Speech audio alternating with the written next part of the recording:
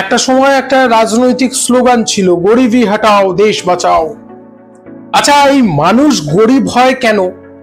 তার নিজের চারটে দোষে মানুষ গরিব হয়। কেউ কেউ জন্মগতভাবে আমরা অনেক কিছু হারিয়েছি, অনেক হতাশার মধ্যে জন্মগ্রহণ করেছি, অনেক না পাওয়ার মধ্যে জন্মগ্রহণ করেছি। কিন্তু মনে রাখবেন যে জন্মগ্রহণটা বড় কথা নয়, আমরা যদি অভাবকে জয় করতে না পারি সেটা পাপ।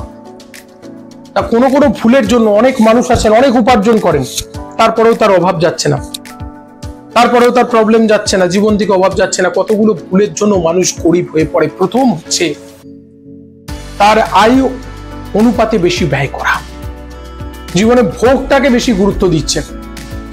একটা দারুণ একটা শার্ট আছে, তারপরেও তার ইচ্ছে হচ্ছে ফ্লিপকার্টে স্ক্রল করছেন আর সঙ্গে সঙ্গে আর একটা নতুন শার্ট কিনতে হবে, ইচ্ছে মনের মধ্যে। এই ভুলভাল ইচ্ছে জাগ্রত করা, ভুল উপহার দেওয়া, আপনার কাছের মানুষকে এমন উপহার দিলেন আপনার সামর্থ্যের বাইরে গিয়ে, এটা হচ্ছে প্রথম।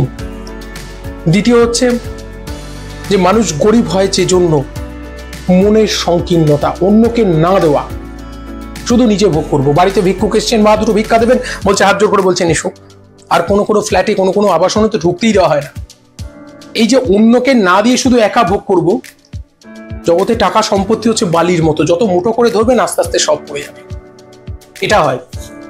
আর এরপর হচ্ছে আরো গুরুত্বপূর্ণ একটা বিষয়, যে মানুষ গরিব হয়ে যায় আরো কিছু ভুলের জন্য। সেটা হচ্ছে বাড়িতে ঝগড়া, অশান্তি, কলহ যেখানে থাকবে অর্থনাশ সেখানে হবে সবসময়। যে বাড়িতে ঝগড়া, লক্ষ্মীর বাঁচালিতে আছে, আমার কথা নয়, যে বাড়িতে ঝগড়া অশান্তি যত চলে সেখানে লক্ষ্মী দূর হয়ে যায়।